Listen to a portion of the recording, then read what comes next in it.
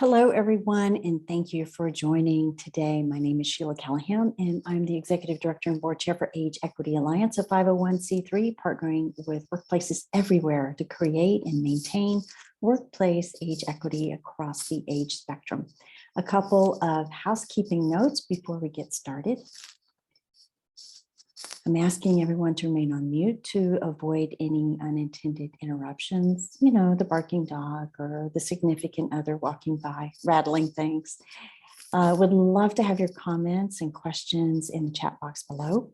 And if something resonates, please share on your favorite social media channel and tag Age Equity Alliance or hashtag Age Equity. Link to Age Equity resources at the end of the presentation.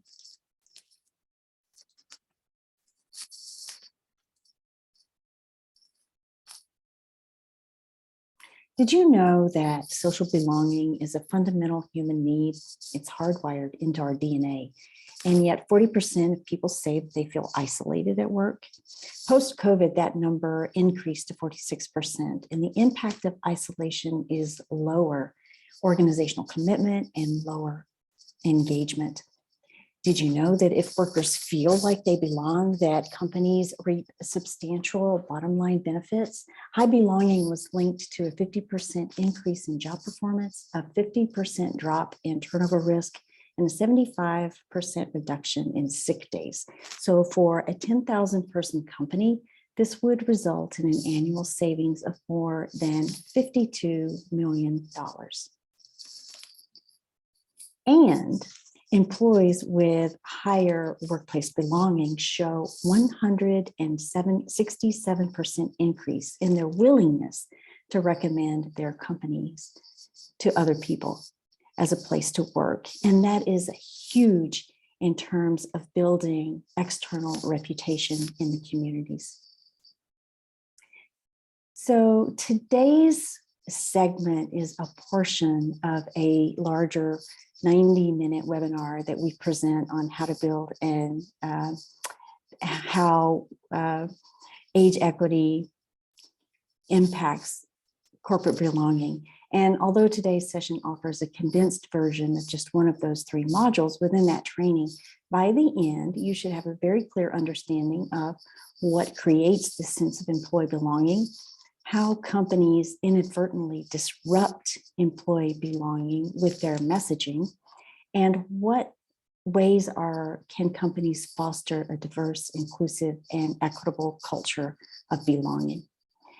As we're going along, if you think others should be hearing the message, I hope that you share and some of the messages that resonate with you on your favorite social media channels so that they can learn about Age Equity Alliance and the work that we do.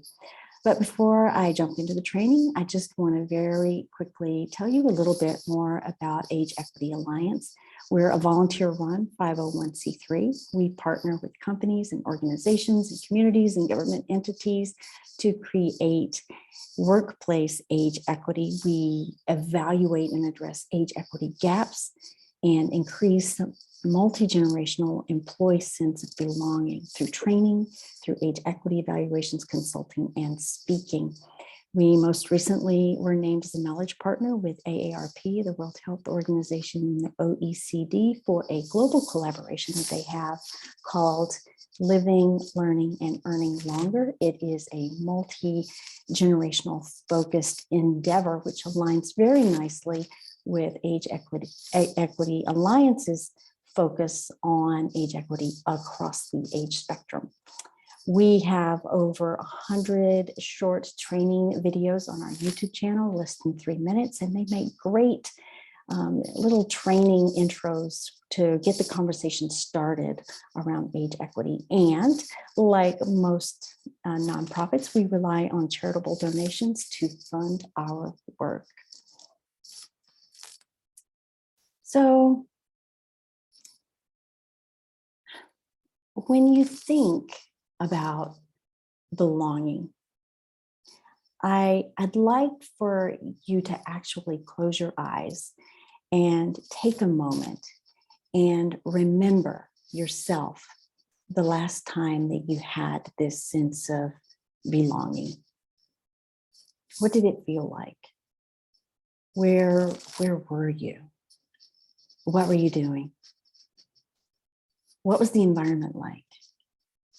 A lot of people, when they think about where they felt they really belonged, where their contributions were valued, oftentimes they think about where they worked, right?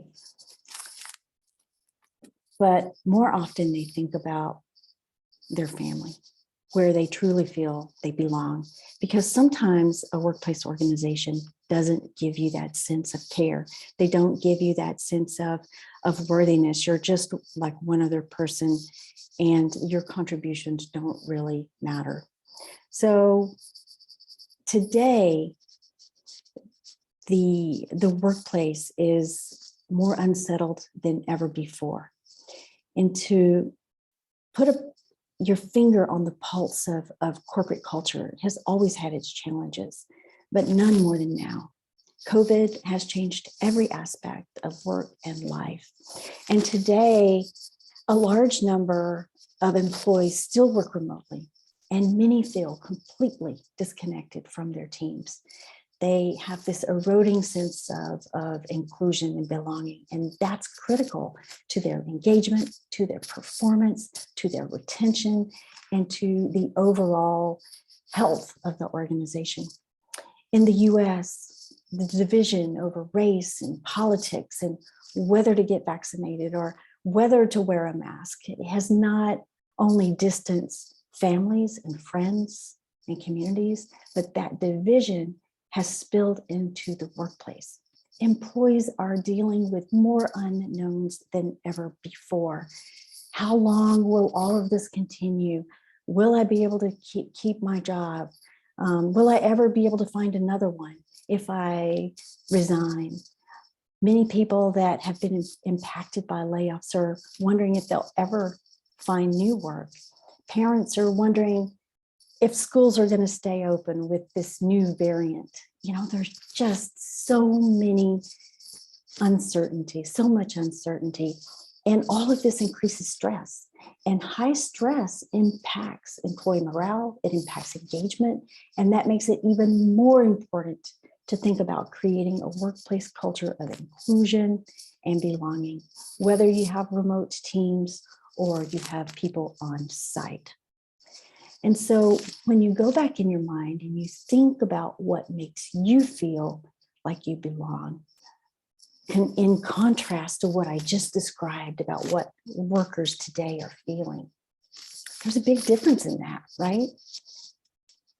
When you feel like you belong, whether it's with your family or you've got the perfect, team that you're working with, it's a wonderful feeling.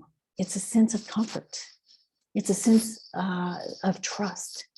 And it is human nature to seek the people and the places that show us we matter.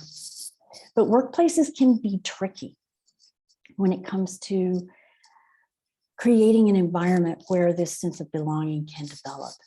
And even companies that go out of their way to create cultures of diversity and equity and inclusion, they can fall short. And often, as we'll soon see, they're unraveling what they've worked so hard to create, and they don't even realize it. But before we go any further, let's maybe do some clarification of terms and when I'm talking about diversity and inclusion and equity. So in my mind, I think of diversity as, having a seat at the table. Inclusion is having a voice. Equity is having a level playing field to exercise that voice. And belonging is wanting to contribute because you know your voice will be heard and that your input will matter. Inclusion is the environment that a company, diversity, equity, inclusion is what is created when a company takes very mindful, deliberate actions, right?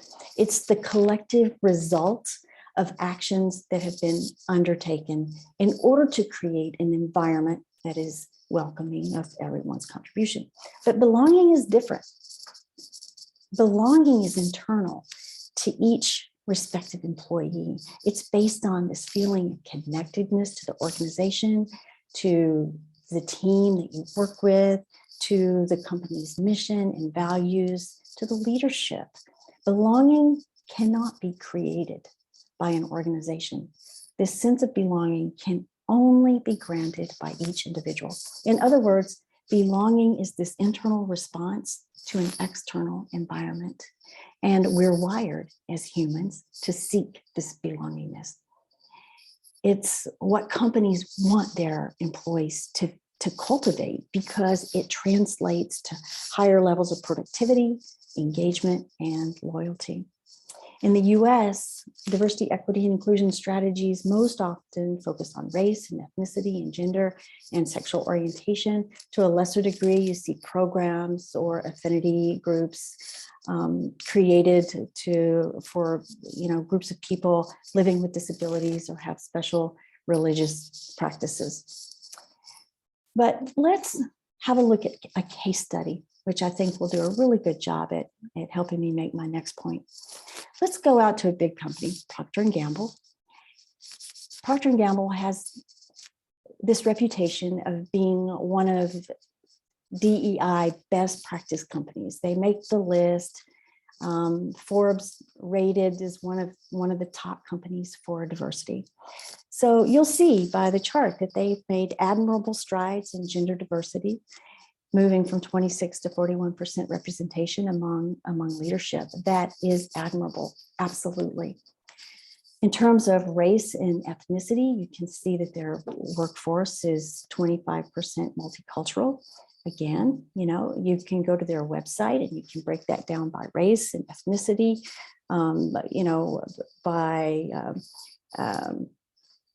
you can see where they sit in the organization in terms of leadership or management. And so this level of transparency is very powerful at enhancing reputation and building trust internally and externally.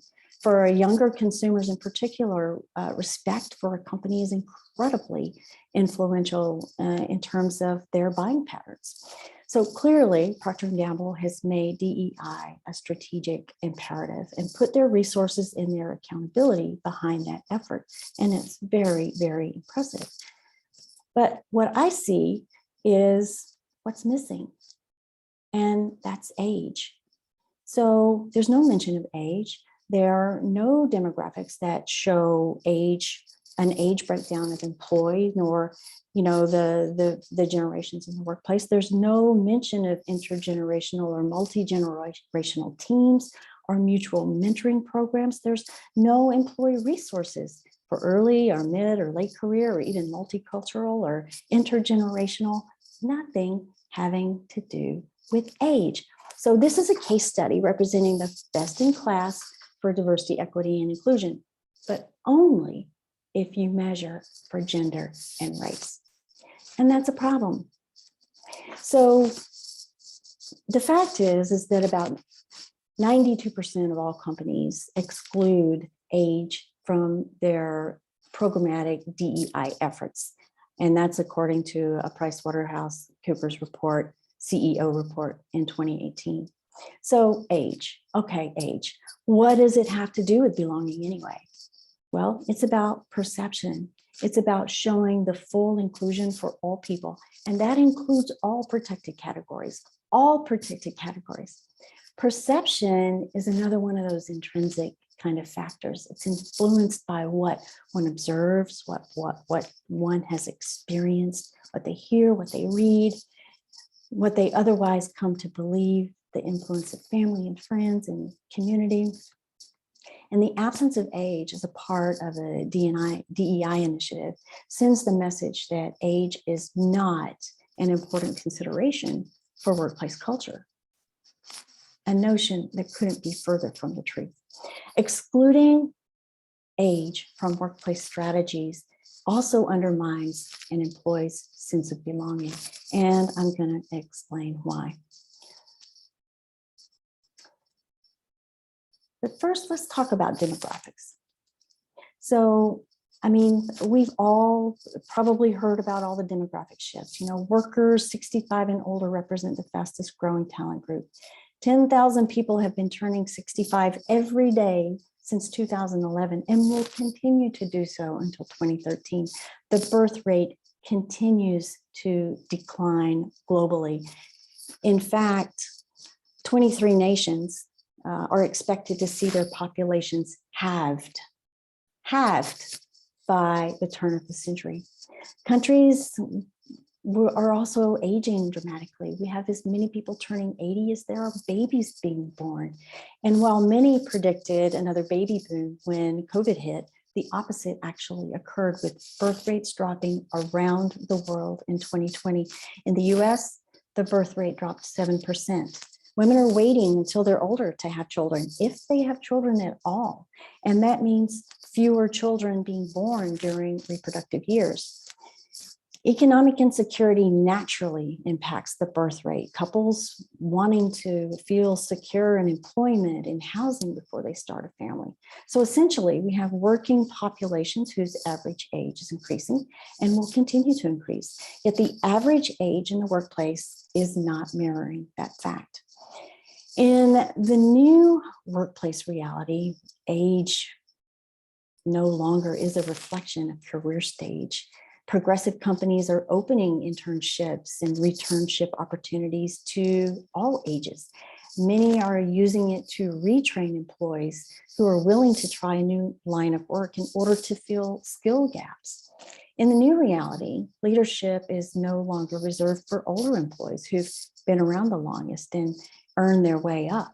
In the new reality, retirement is a thing of the past, having been replaced by an ongoing cycle of on-ramping and off-ramping and on-ramping and off-ramping, which is a necessity to accommodate what is projected to be a 60 to 80-year work life. Unfortunately, the truth is that we're still stuck in the old reality.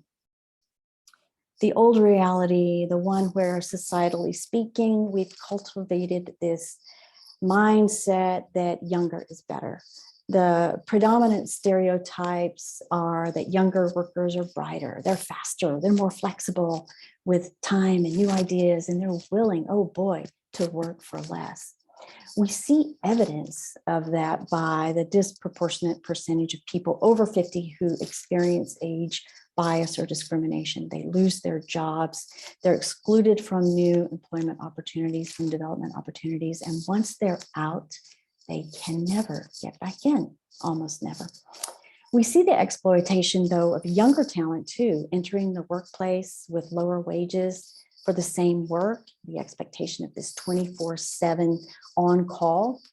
When inequities and exclusion of certain groups are embedded into the work culture, the safety of belonging is interrupted, especially when it involves age, because age, as we all know, impacts everyone. The exclusion of older workers is particularly unsettling, given that it predicts the future for everyone younger. And that threat becomes, psychologically speaking, a shadowed threat.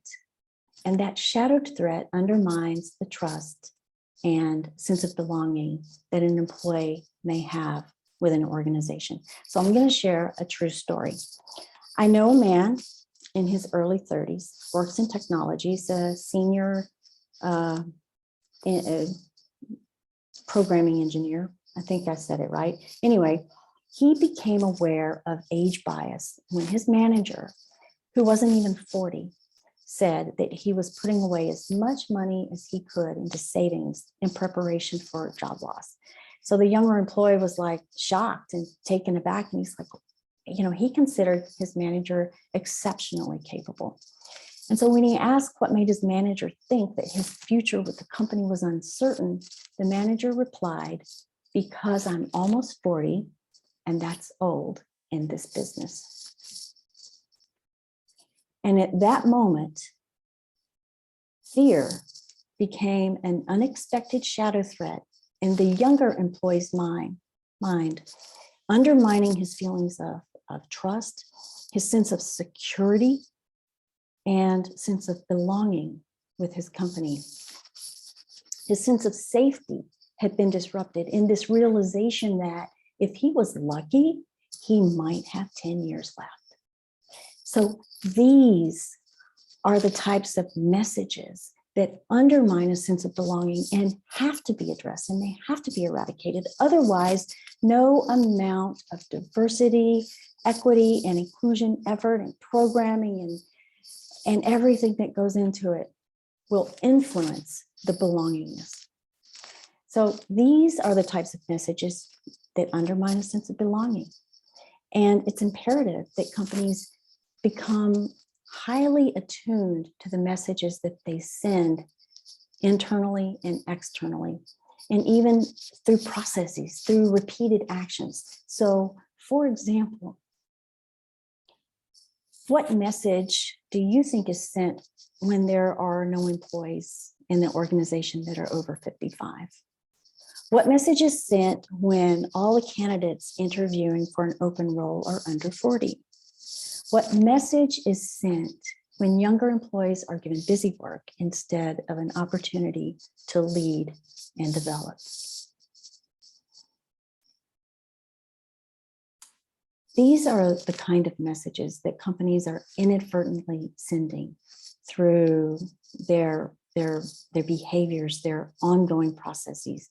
And this is what is disrupting the sense of belonging.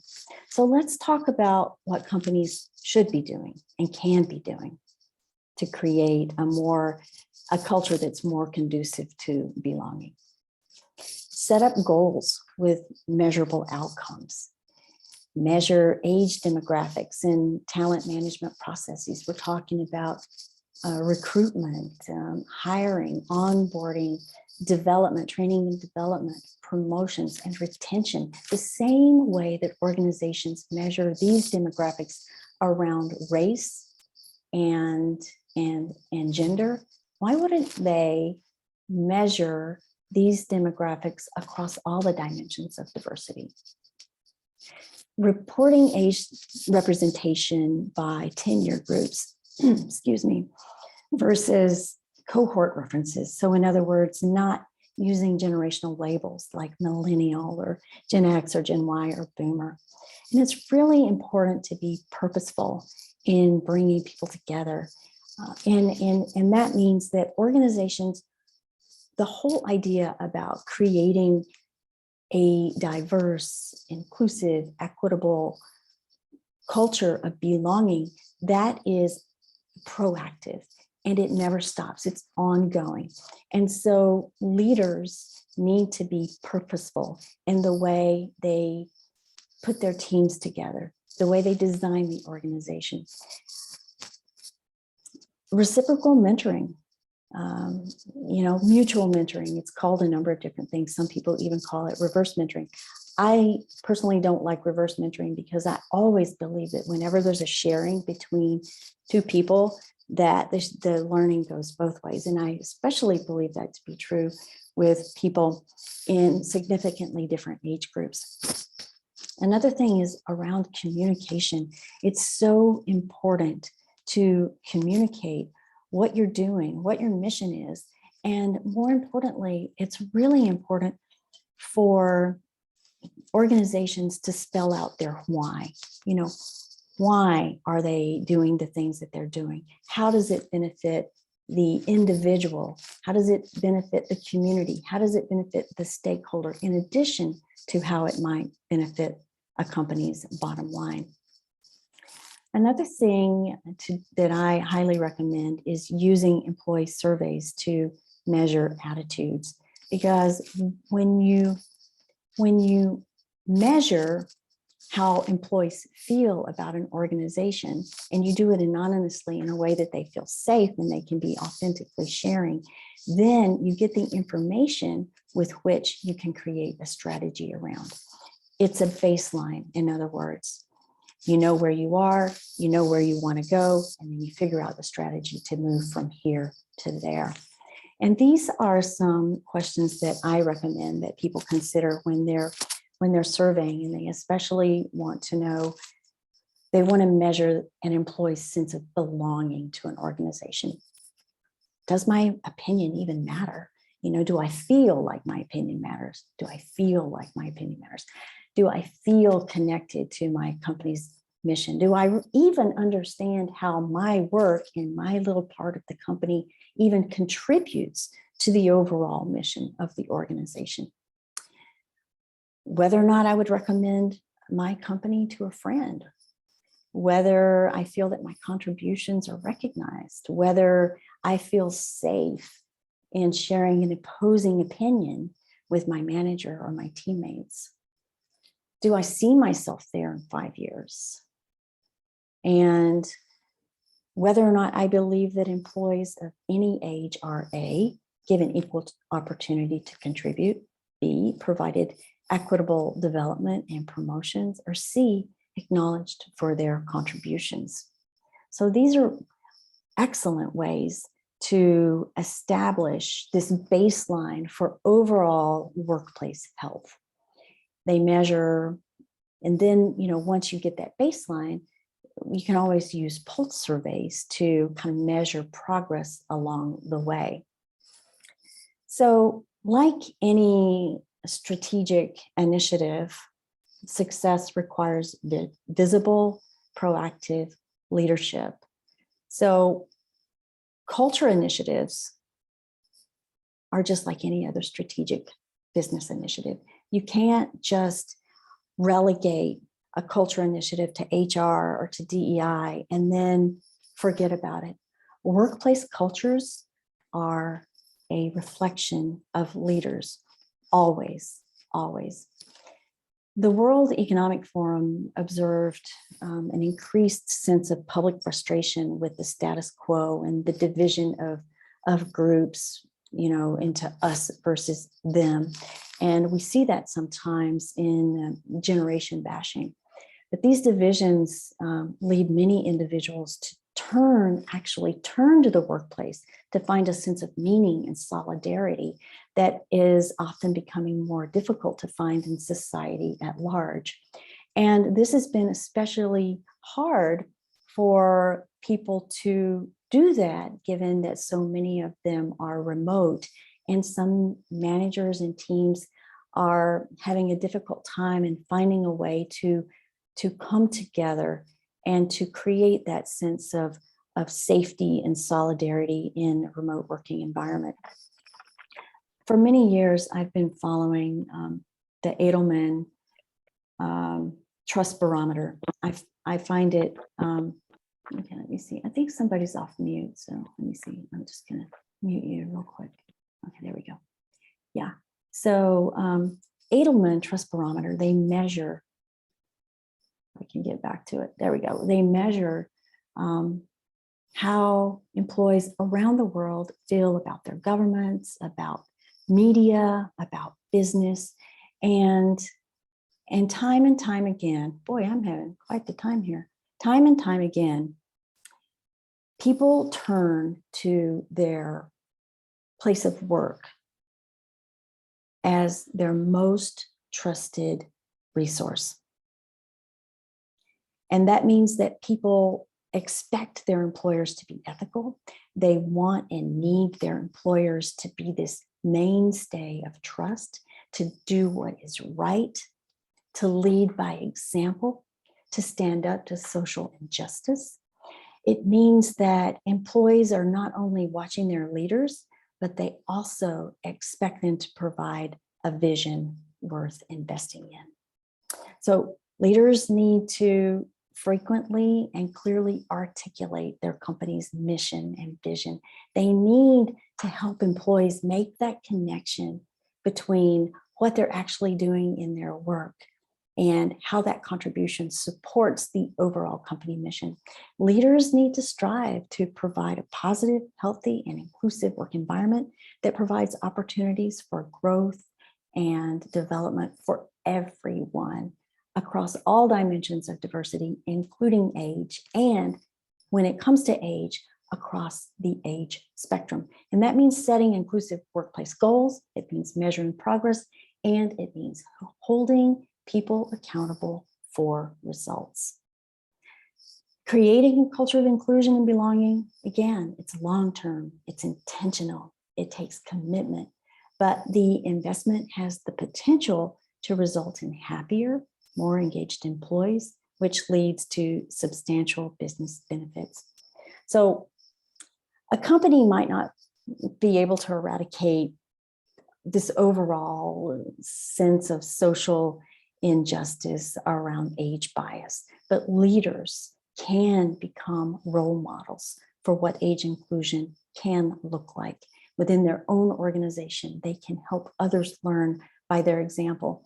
By establishing and maintaining a truly diverse, age-inclusive workplace, this shared sense of intercultural belonging can become the norm.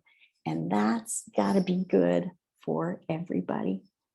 So I know I've kind of rattled on a bit. I'm very passionate. This is one of my very favorite topics to talk about. But I'd like to ask, as those of you that are on the call, to let me know what your biggest takeaway is from what I shared today, and how you will incorporate that takeaway into a call to action for enhancing age equity, and how that can in turn help enhance this environment for a more likelihood of increasing employee belonging instead of disrupting it. So Shaki asks, thanks for the information. Do you have specific examples of orgs or ideas that can help create belonging in remote settings? So, honestly, I think that success with managing a remote team it's a skill. And I don't know if it's a skill that everyone can learn to do well, because I believe that there is a certain amount of emotional intelligence that one has to have in order to be able to really support a remote team. And I don't want that to sound terrible, but I honestly believe that that it takes an incredible amount of presence, of sacrifice, of patience, and giving, and listening, and it's a lot of work to manage a remote team. That much is for sure. And in terms of specific examples of organizations and ideas, I don't off the top of my head. I do belong to some organizations that are talking about what they're doing around that. But I will also tell you that in the working groups and conversations that I've been a part of, they're struggling with it still. And because they're struggling with it, that's why they're calling their people back to work. So Michael says, any good examples of companies that seem to get the age equity ideas?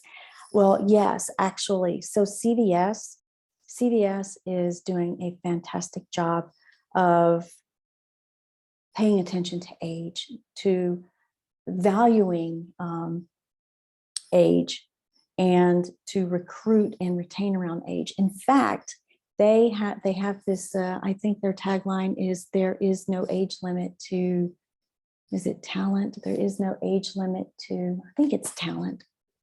I'll have to go back and look at it. But here's the thing that's impressive about CVS. They've been doing this for a decade, okay? Where other companies are just coming on board and going, oh, there's this age thing, we better get our head around that. CVS has been there and done that. So I think they're a great model to look at. Now, I'm going to give you a comparison. Walgreens, CVS, Walgreens, same, right? Only different, way different. You go to Walgreens and you look at their equal employment statement, their equal opportunity statement, and they rattle all the protected categories except for age. Go figure. I just don't understand. So Jennifer says, it's good to be reminded that belonging is contingent on having psychological safety. And this, to me, is the message that no one is left out. Absolutely. And psychological safety, to me, Jennifer, that means that we have to meet everybody where they are. And people are different. On your teams, you have introverts, you have extroverts, you have people that are going through different things. And it really is important to meet the individual where that individual is, which is why it's all the more important not to lump people together in these big groups. Well, you're this and you're that. No, everybody is different. And I think that's a key to creating that sense of trust. Thank you, everybody. I appreciate that. Okay. So while you're thinking about any other takeaways that you might have, I wanted to share with you that Age Equity Alliance will be emailing you a resource package by the end of the week, and we'll have highlights from all of our sessions along with supporting resources. Plus, we'll have a special Q&A session where I'll try to include some of the questions that have come in to supplement what the training has been all along. So if you came into the session without registering, happy to have you, but you might want to go back and sign up for our newsletter so you'll be on the list, or send me your email in private chat. So, but I think if you all came through Eventbrite, then I have your emails and we're good to go. So if this session has been helpful to you and you would like for me to, and you want to speak to me about partnering with Age Equity Alliance or speaking, or any way that I can help move the needle in your respective organization, then please do reach out to me. You see my email here, sheila.callaham@ageequityalliance.org. You can also reach me through the contact button on our website, ageequityalliance.org. Question from Michael: any thoughts on what moves orgs are making to become more age equitable? DEI, their market of 50 plus, broader talent pool. So that is a great question. Sorry, I didn't mean to flip. Oh my goodness, I am like going nuts here. Okay, so what organizations are doing to become more age equitable? I think that what I'm seeing the most of with the organizations that I'm working with is the creation of employee resource groups to have dialogues around age equity, because and also I've seen organizations that are surveying employees. The surveys are not as age specific as some of the questions that I have, but they are doing the surveys, and they are but through the most important thing though that I've seen companies do are the ERGs. I really want employers to be much more proactive. I want them to be much more open. I really, really want them to start training more around age, especially around implicit bias, because people don't really understand the things that they're doing, the things that they're saying that are actually perpetuating age bias in the workplace. And they're not going to ever know that until companies start training around it. But companies are kind of like, I don't know how I feel about implicit bias. Well, I mean, that's the only way that we can really help people understand, is that what they're doing isn't intentional. They just haven't thought about it from a different perspective. So I don't know if that answered your question, Mike, but I will tell you, and I'll try to include some of these in the resource pack. I have written a ton of articles on Forbes that give companies different kind of options. I shared some thoughts here today, but some companies might not like that. That's okay. I've got 30 more up my sleeve. So it really is. Organizations are all different, and their cultures are all different, and the things that would work in one organization in terms of creating a shift in the culture is all very different. So if I think of any, I'll include them in the resource pack though. How about that? Specific names for the ERGs. There's one ERG called GRAYCOM, and GRAYCOM is an ERG focused on the mature workplace for an organization called Dexcom. And it's a healthcare kind of technology company out in California. Now, I've been working with them for a long time, and when they were just forming their ERG, I highly suggested that they not specify something that would just be for older workers. And I think now they're going back and they're wishing that they had done something that was more inclusive, because what they have is what they don't have, I should say, is they don't have an intergenerational dialogue. So whatever people do, they would really want to have an intergenerational dialogue. One of the programs that Age Equity Alliance created was a program called EveryGen, and that program was specifically created to support different employee resource groups that are focused on age. I can go back and pull the names of some of the other ones, Shake, if that would be helpful to you. So we have one more session today coming up at the top of the hour in 20 minutes.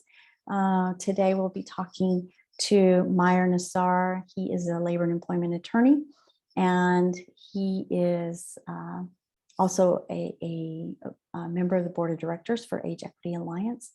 He's going to be talking to us about congressional legislation. There are a lot of pieces of legislation in Congress at the moment, most of them sitting in the Senate.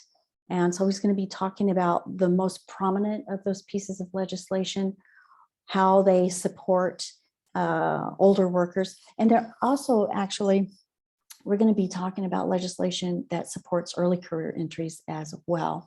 So we're going to cover the whole gamut, across the age spectrum with Maher at 4 o'clock. So if you're able to join us, would love to have you. So let's see. I think I have another couple chats. Thank you. Thank you. Wonderful. I was curious if intergenerational would be better than segmented by experience. I think absolutely. And I do see more ERGs that are age related that are kind of about that intergenerational experience. And I'll tell you also, and this is a debate, I should say, not an argument, but a debate. And that is whether or not we even use the term generations. And I personally believe that it's not that we use the term generation, because there are generations. I mean, there's a generation of people born and another generation of people born. But the argument is that this whole generational context that fits within a family unit. And I get that. That makes absolute sense. And so they're saying when you bring this whole generational thing into the workplace, it's actually divisive. I don't agree with that. I haven't gotten there yet. I know people keep trying to tell me that, but I think sometimes it's really important that you use the word generation. And I don't think generation is a bad word.